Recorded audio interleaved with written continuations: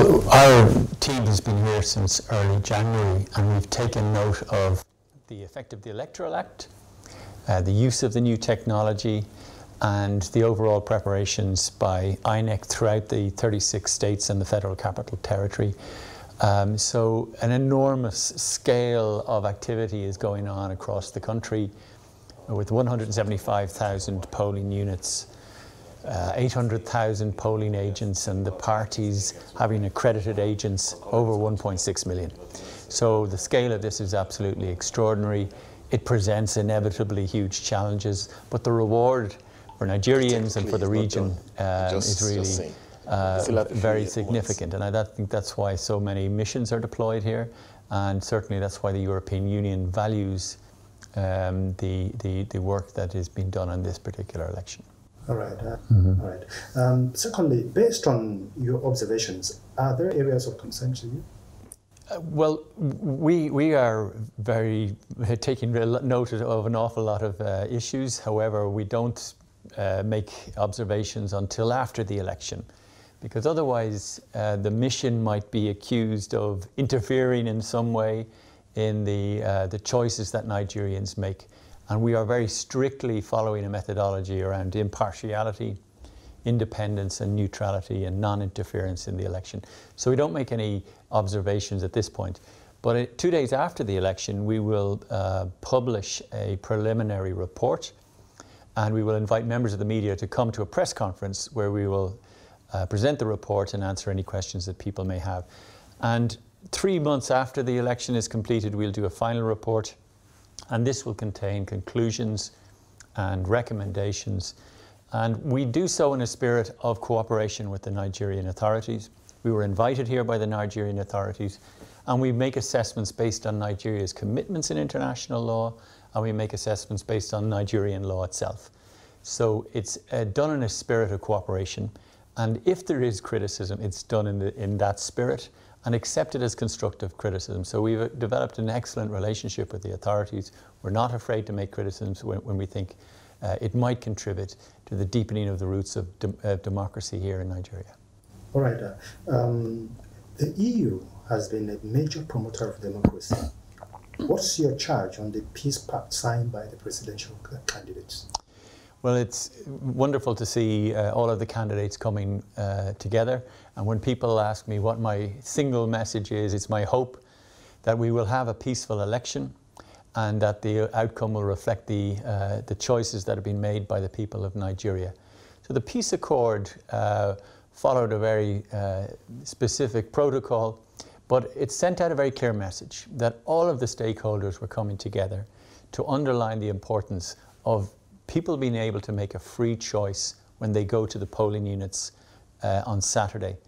And they sent out a very clear message to all participants to make sure that the space is there for people to make those choices. And I think that should be taken seriously, and I think people took note of it. And all of the electoral observation missions from African Union, from ECOWAS, from the Commonwealth Foundation, and indeed from the United States were present to observe the proceedings as they took place a couple of days ago. So I think it made a significant contribution. It sent out a very, very, very clear message. All right, sir. Tomorrow will be a big day for Nigerians. How will you describe the increase in the number of voters? Well, there is an increase in the number of registered voters, and we've taken note of what INEC published yesterday in terms of the distribution of PVCs and the take-up of PVCs by registered voters. So we will also obviously look carefully at the turnout across the country. It is obviously our hope that the turnout won't be impeded in any way by insecurity. So I repeat, my hope that there will be a peaceful atmosphere so that people can make a free choice about the candidates they select. Our mission has already deployed 40 long-term observers across the 36 states and the Federal Capital Territory, and we've also deployed a large number of short-term observers this week and into tomorrow to observe the voting, to observe the opening of the polls, how the BVAS system is working, when the polls close, and also the matter of collation of results and passing on through IREV.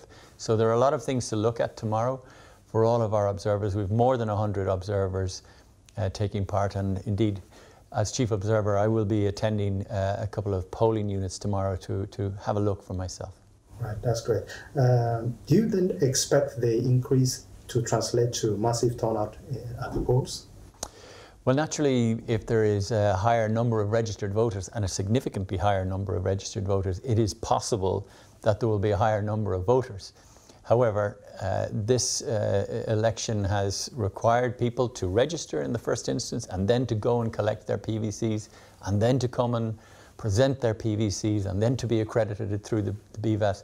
So we'll see how all of that operates, and I think that's a really critical part of the new situation that Nigeria has decreed for itself through the Electoral Act, and we will be observing this very closely, and we will cooperate with the other election observation missions, international, including domestic.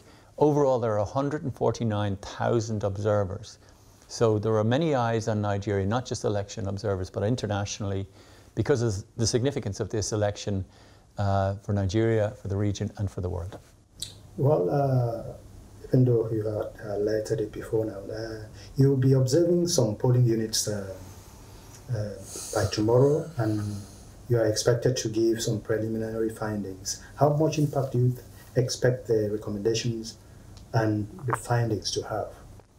Yeah, this is a very, very good question, because this is the 7th time the European Union has deployed an election observation mission to Nigeria since the return of democracy in 1999. And as recently as just a year ago, we had an election follow-up mission, and we traced the recommendations we had made in 2019 to see the extent of implementation. And so we were assessing the impact of what we had done and the various upward graph of democracy in Nigeria that we all hope for. And when we carried out that election follow-up mission, we were able to identify 13 out of 30 recommendations that were implemented or partially implemented. And in some cases, steps were taken to legislate for some things we've recommended, but unfortunately, the federal legislature decided not to pass those into law. For example, recommendations we made about increased participation of women. But we're here now to carry out an observation mission on this election and this election alone, but we do have a system of making sure that the recommendations we make are followed up. Okay, so maybe on a final note, do you have any message to Nigerians? I have one very clear message to Nigerians, and that is, we really hope that this is a peaceful election. We hope that all participants respect the freedom of voters to come to the polling units unhindered in any way. We hope that the collation of results goes smoothly, and we hope that the outcome is recognized by all political participants, so that Nigeria can continue its upward graph and its growth of democracy in this such an important country in the region. And that was Barry Andrews, the Chief Observer of the European Union Election Observation Mission here in Nigeria.